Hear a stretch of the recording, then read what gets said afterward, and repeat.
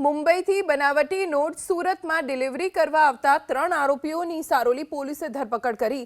આરોપી પાસેથી 2.5 કરોડથી વધુની બનાવટી નોટ જપ્ત કરી પોલીસે તપાસ હાથ ધરી છે।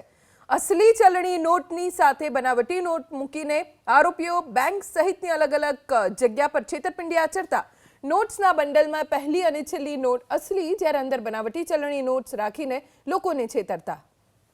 બેંકોની બહાર અથવા તો અન્ય જાહેર સ્થળો ઉપર તમને કોઈ છૂટા પૈસાના બદલે પેકેટ આપવાની વાત કરે, રૂપિયાથી બંડલ ભરેલું, તો ચેતી જજો, તમારી સાથે છેતરપિંડી થઈ શકે છે। આપણી સાથે અધિકારીઓ મોજૂદ છે, તેમની પાસેથી જાણીશું કે આ સમગ્ર રેકેટ શું છે। સાહેબ, કયા પ્રકારે આખું રેકેટનો પર્દાફાશ થયો છે, કયા પ્રકારની મોડસ ઓપરેન્ડી?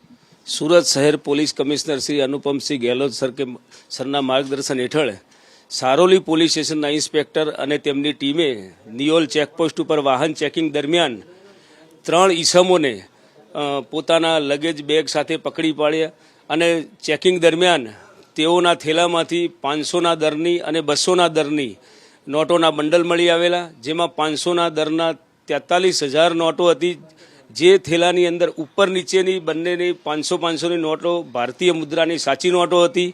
એ જ રીતે બીજા થેલામાં 200ના દરની નોટો હતી, તો એમાં પણ ઉપર નીચેની 2 નોટ સાચી, બાકીની ભારતીય બચ્ચો કા બેંક એવી નોટ હતી। આમ ત્રણેય આરોપી જોડેથી 1,06,400 રૂપિયાનો મુદ્દામાલ મળી આવેલ છે અને આ આરોપીઓની પૂછપરછ દરમિયાન પોતે જણાવેલ કે માર્કેટ વિસ્તારમાં તેમજ જ્યાં નાણાકીય હેરફેર બેંકોમાં થતી હોય એ જગ્યાએ અમુક વ્યક્તિઓને ટાર્ગેટ બનાવી અને નોટો બદલી અને આ નોટો એમને આપી છેતરપિંડી કરવાની તેઓએ પ્લાન કરેલો અને સુરત શહેર પોલીસને આ આરોપીઓને ઝડપી પાડી અને મોટી છેતરપિંડીથી રોકવામાં સફળતા હાંસલ થઈ છે। હાલ આ ત્રણેય આરોપીઓની પૂછપરછ ચાલુ છે અને આ અગાઉ પણ આ લોકોએ કંઈ ગુના કર્યા હોય અથવા આ પ્રકારે કોઈ બીજી જગ્યાએ ગુનો કરેલ હોય એ બાબતે પણ ઊંડાણપૂર્વક તપાસ ચાલુ છે।